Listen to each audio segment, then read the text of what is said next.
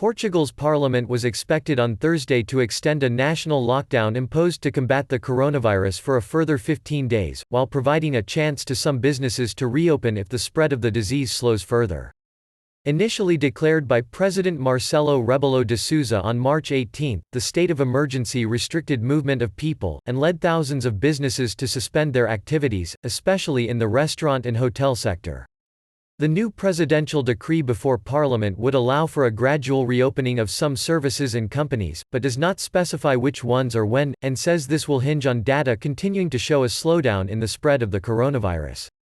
The Portuguese have been the big heroes during the state of emergency period, Interior Minister Eduardo Cabrita told Parliament before the vote, due later on Thursday, on what would be the third extension of the lockdown. The number of confirmed coronavirus cases in Portugal has risen to 18,841 with 629 deaths, far fewer than in neighbouring Spain, where more than 19,000 have died. Prime Minister Antonio Costa said on Wednesday it was not yet time to gradually and progressively reopen the economy. The municipality of Portimão in southern Portugal and the Madeira Islands said they would distribute 250,000 masks to their populations from next week, after health authorities reported on Monday they were considering making the use of masks obligatory in closed public spaces. Health Secretary Antonio Sales said on Wednesday Portugal's coronavirus curve had flattened due to the excellent behaviour and civic-mindedness of the Portuguese people who obeyed the lockdown rules imposed by the government.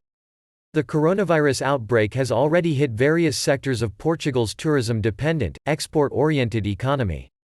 Around 80% of Portuguese companies either still operating or temporarily shuttered by the coronavirus outbreak have reported a sharp drop in revenues, at times exceeding 75%.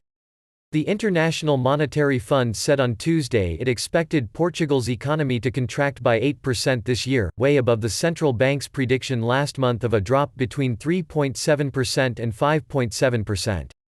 Ratings agency Moody's downgraded its outlook for Portugal's banking system to an LSQUO, negative from an LSQUO, stable on Thursday, expecting banks' asset quality and profitability to deteriorate over the next 12 to 18 months due to the coronavirus pandemic.